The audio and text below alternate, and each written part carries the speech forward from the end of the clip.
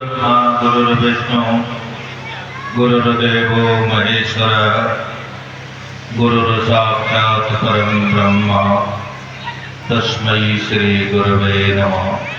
तस्मै श्री गुरुवे नमः। वैद्य देवी शरण की स्मृति के अवसर और रामलीला के पावन पर्व पर अपने बीच भागवत राम कथा के मर्मज्ञ आदरणीय श्री कृष्णचंद्र ठाकुर जी से हम सबको मार्गदर्शन प्राप्त हुआ। अपने दाई तरफ इस क्षेत्र के यशस्वी विधायक श्री रविंद्र सिंह जी, हाथरस के चेयरमैन रह चुके आशीष शर्मा जी, इस कार्यक्रम में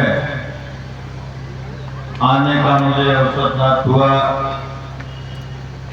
और इस क्षेत्र के नहीं दूर दूर तक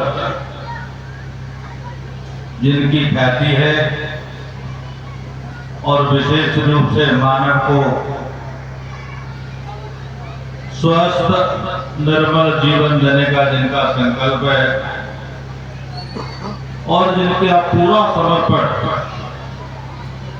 व्यक्ति के निर्माण में, व्यक्ति के स्वास्थ्य में और व्यक्ति को अपनी साधना मानते हुए, ऐसे वैद्य गोपाल शरण जी, मैं तो इतना मानता हूं कि मेरा कोई पुण्य का प्रारब्ध जगा है, क्योंकि इस नगरी में इनकी वैद्य परंपरा में इनके पिताजी भी वैद्य का काम करते थे। ऐसे संतों का आगमन हुआ है, ऐसे संतों की इस नगरी पर कृपा है और मैं ये कह सकता हूं ये वैद्य जी के परिवार के कारण से, क्योंकि मुझे यहाँ ने आकर जो अवसर मिला, आपने नाम सुना होगा राम जन्मभूमि आंदोलन के विरोधा पूज्यपाद स्वामी रूप से दूसरे वर्तमान मुख्यमंत्री योगी आदित्यनाथ जी के गुरुदेव योगी अवैधनाथ जी महाराज,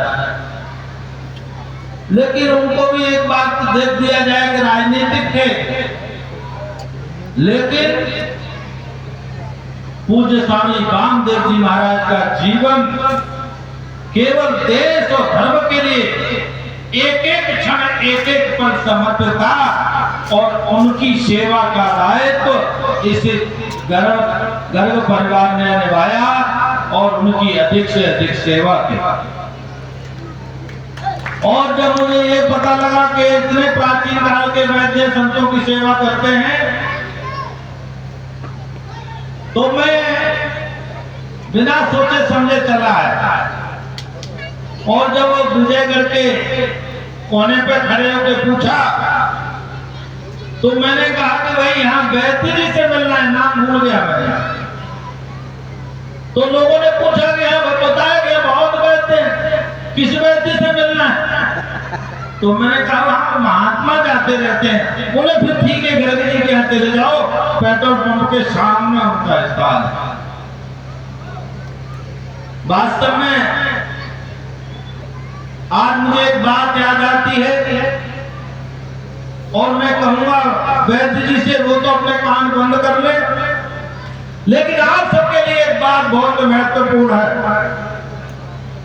हम राम कथा सुनते हैं, कृष्ण कथा सुनते हैं और हमारे जीवन में जब कितनी कथाएं सुनी होंगी, लेकिन मैंने कुछ बात समझी है और वो ये समझी है, कई बार पूरे गांव में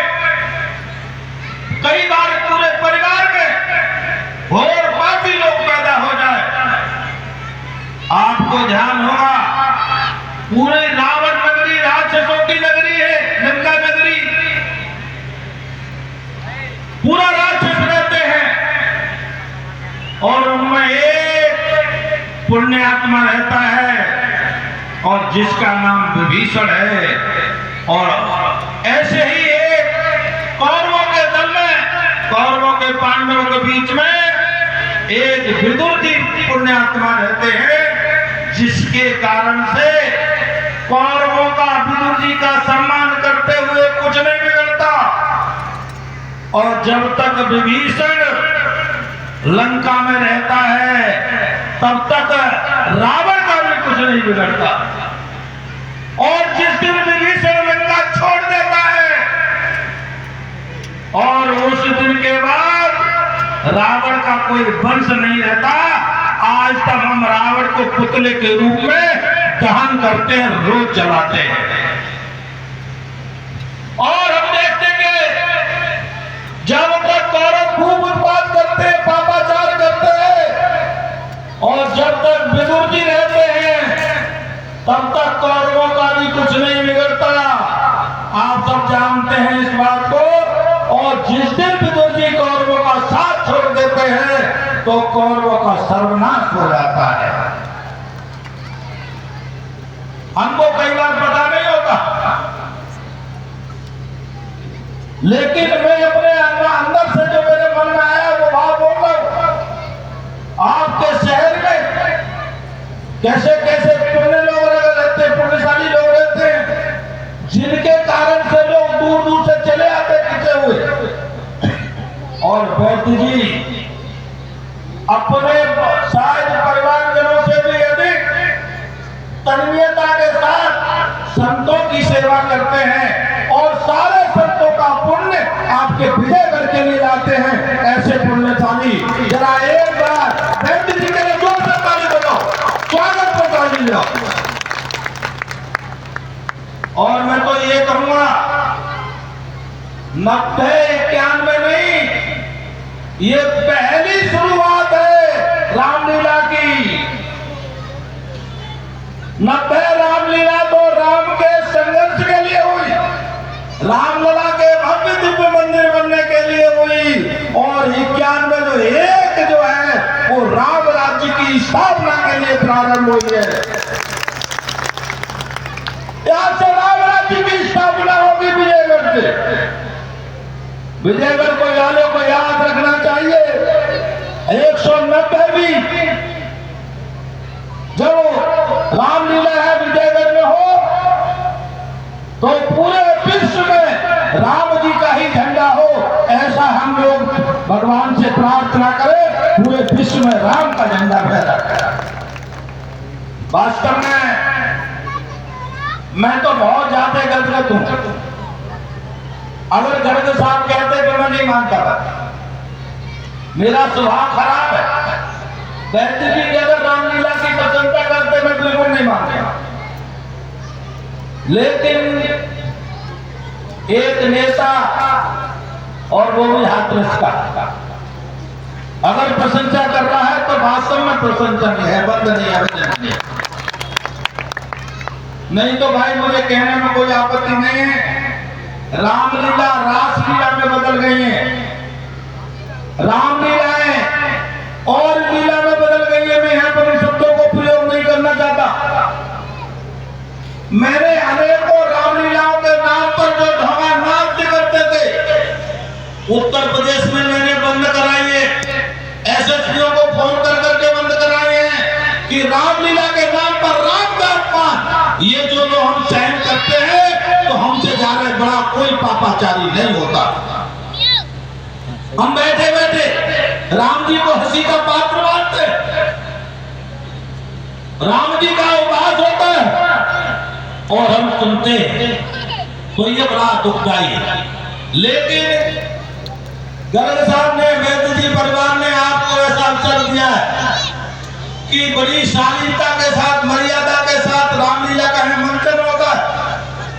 तो आप सब लोग बहुत ही पुण्यशाली हैं, भाग्यशाली हैं। और मैं भगवान से प्रार्थना करूंगा आप सब पर ऐसी कृपा सदा सर्वदा बनी रहे। बोलने के लिए तो बहुत कुछ है, लेकिन मैं एक दो बात कहना चाहूंगा। आज उत्तर प्रदेश के मुख्यमंत्री योगी आदित्यनाथ जी, इनके गुरुदेव और स्वामी रामदेव जी महाराज के साथ मुझे पहले राम जन्मभूमि आंदोलन जो 85-86 में ताला खोलने का था, मुझे रहने का अवसर मिला है। उस आंदोलन में प्रत्यक्ष सहभाग करने का भी अवसर मुझे मिला है कि लेडी की तरह, और तब से मैं उस आंदोलन में कहीं न कहीं में जुड़ा हुआ। और आप कितने भाग्यशाली हैं, मैं स्वामी अवैधनाथ जी महाराज के तीजा में गया, नाकों में तीजा होता है, और जब मैं पहुंचा तो सभा विसर्जित होने वाली थी। योगी जी अंतिम भाषण देने के लिए खड़े हो गए थे, और जब जैसे मैं गेट में घुसा उन्होंने देख लिया, वो उठ करके बैठ गए। संचालक को कहा तो हरिद्वार से महात्मा आ गए, उनसे मैं से मुझसे पहले बुलवाओ। अब मैं तो जाके गया, मैं समझ भी नहीं पाया क्या बोला, लेकिन मेरे मुख से उस समय निकला कि योगी जी आज आपके गुरु जी का तीजा है, गुरु जी आपके लिए बहुत बड़ा काम छोड़ गए।